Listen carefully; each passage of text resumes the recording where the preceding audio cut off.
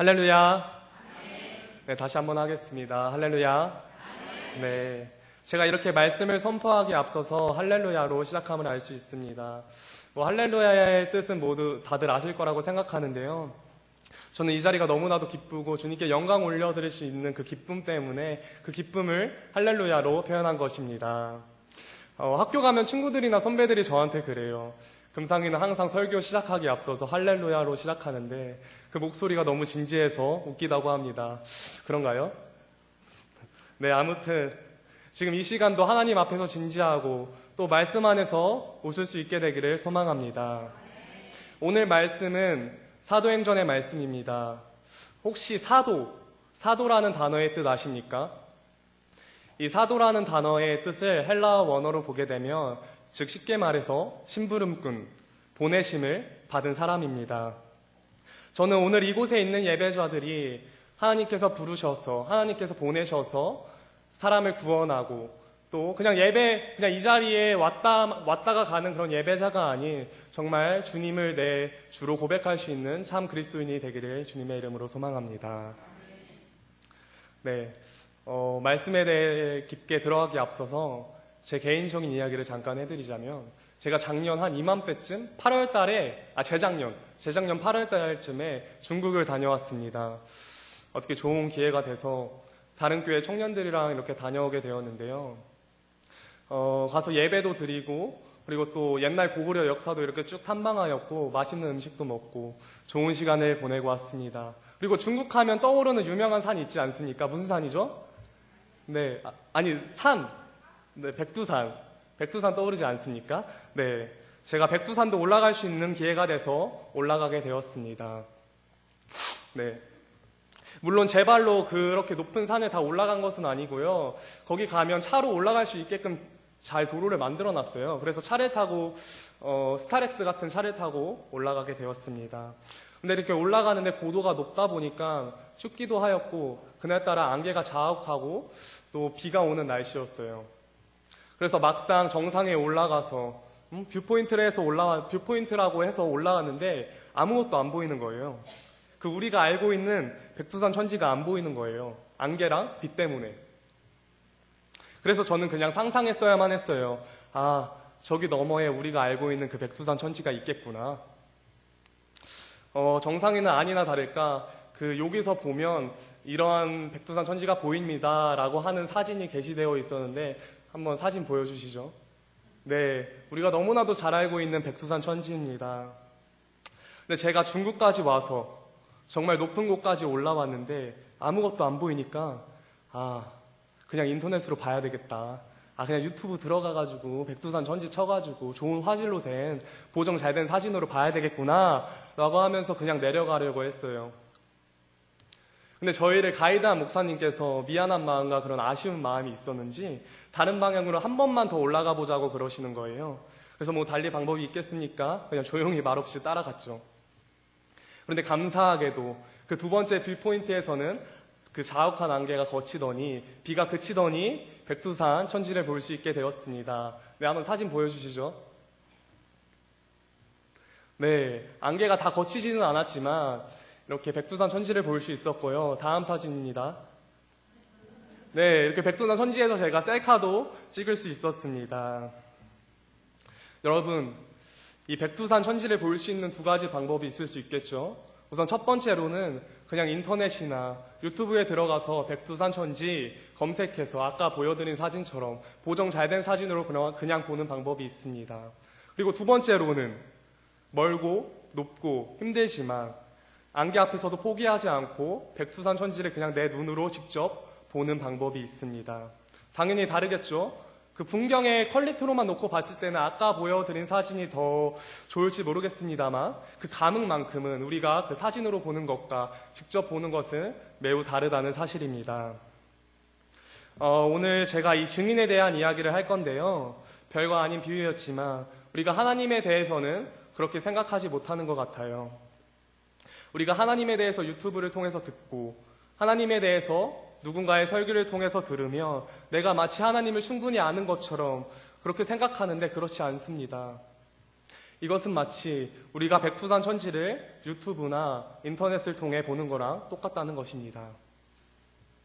이 사도행전의 시작은 예수님에 대한 이야기를, 부활의 이야기를 구경하거나 전해 들은 것에서부터 시작된 것이 아니라 예수 그리스도의 공생애, 예수 그리스도의 부활하심을 직접 목격하고 경험한 것에서부터 시작됩니다.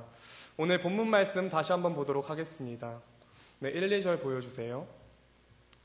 네, 1절과 2절.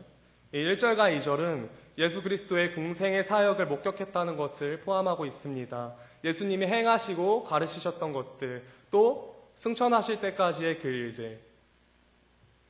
예수님이 가르쳐주시고 행해주신 것을 우리가 그냥 들은 것이 아니라 직접 보고 경험한 것입니다. 이 경험보다 더 중요한 경험을 예수님께서 3절을 통해서 말씀하시는데 한번 3절 보도록 하겠습니다. 네, 제가 읽어드리도록 할게요. 그가 고난받으신 후에 확실한 많은 증거로 친히 살아계심을 나타내시고 40일 동안 그들에게 보이시며 승천하셨습니다.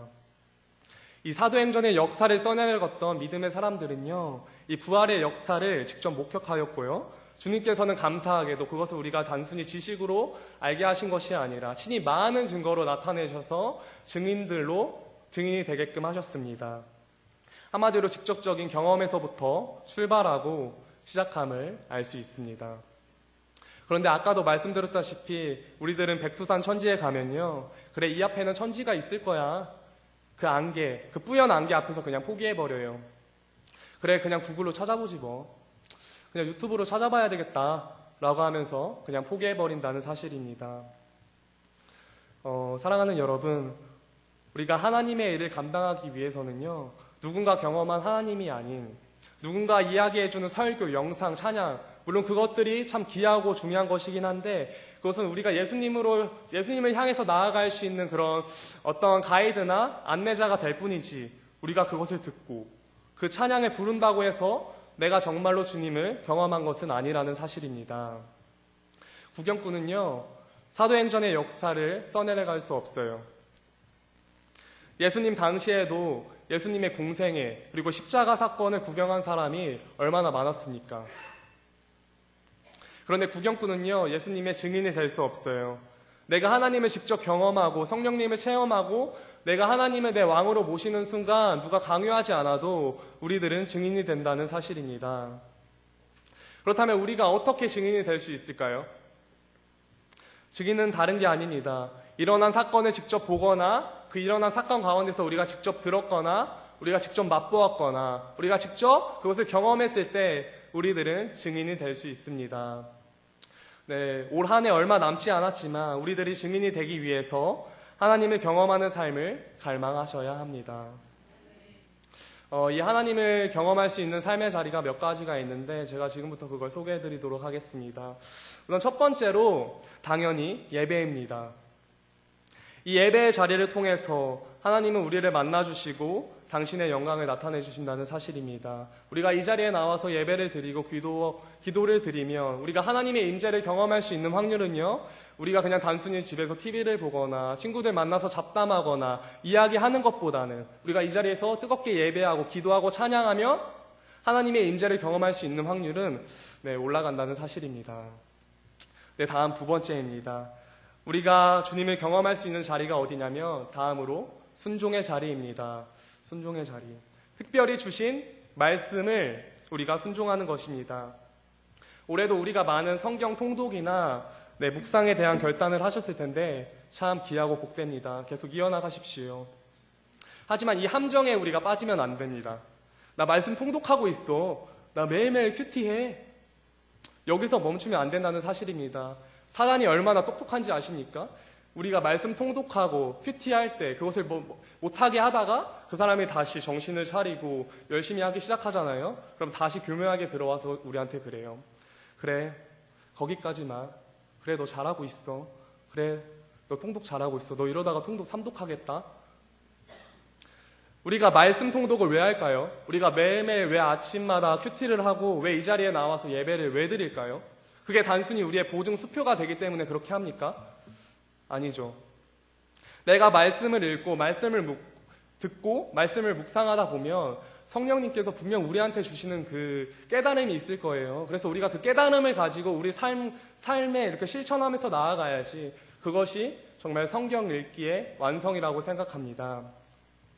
또한 성경을 읽고 기도를 하고 찬양을 하다 보면 분명 하나님께서 우리한테 주시는 순종의 과제가 있어요.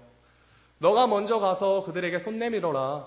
너가 먼저 그들에게 화해해라. 너가 조금만 참고 기다리고 인내해라. 이러한 말씀을 내게 주실 때 내가 그것이 이해가 가지 않아도 내가 그것을 할 힘이 없어도 우리가 한번 순종을 해봐야 된다는 사실입니다. 그러면 하나님을 분명 우리가 경험케 될 거고 하나님의 살아계심을 우리가 분명 느낄 수 있게 될 것입니다. 마지막 세 번째로 우리가 섬기고 사랑하는 자리에 있을 때 하나님을 더더욱 경험한다는 사실입니다. 이런 찬양 가사도 있지 않습니까? 사랑의 나눔 있는 곳에 하나님께서 계시도다. 사랑의 나눔을 하고 헌신을 하고 수고하는 자는 그 가정 가운데서 하나님 마음이 있기 때문에 우리가 하나님을 경험케 될 수밖에 없다는 사실입니다. 그래서 우리가 수고하고 섬기는 자리로 나아가야 된다는 거예요. 고린도서의 사도 바울은 복음을 전하기 위해서 수고도 하고 매도 맞고 위험에도 빠지고 죽을 뻔도 하잖아요. 그런데 사도 바울이 어떻게 고백하는지 아십니까? 고린도서 11장 30절 말씀 보도록 하겠습니다. 네, PPT 띄워주세요. 내가 부득불 자랑할진대 내가 약한 것을 자랑하리라. 아멘. 그는요, 그 모든 어려움과 힘든 일 가운데서 스스로의 약함을 보게 되었어요. 그런데 그 약함 속에서 그는 무엇을 자랑할 수 있었을까요? 어떤 걸 자랑했을까요? 그 다음 12장 9절에서부터 10절 말씀입니다. 제가 읽어드리도록 하겠습니다. 이는 내 능력이 약한 데서 온전하여져서 자랑하고 이는 그리스도의 능력이 내게 머물기 때문에 내가 약함을 자랑하고 10절입니다. 이는 내가 약한 그때에 내가 강하게 되는 그것을 경험했기 때문에 자랑한다는 사실입니다.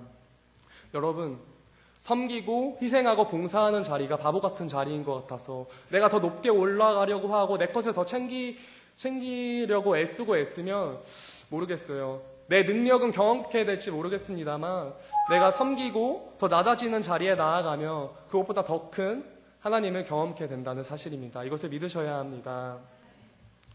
네, 말씀을 맺으려고 합니다. 여러분들이 정말 하나님을 경험하는 그런 증인이 되기를 원하시면요, 하나님이 일하시고 하나님이 역사하시는 그런 자리로 달려가십시오. 여러분들이 정말 증인이 되기 원하시면요, 하나님이 일하시고 역사하시는 그곳으로 뛰어가십시오. 욕심내셔야 합니다. 그러면 제가 하나님이 일하시는 자리가 어디라고 말씀드렸죠? 예배의 자리라고 말씀드렸습니다. 예배를 사모하십시오. 말씀의 자리로, 순종의 자리로, 섬김의 자리로 나아가시기를 소망합니다.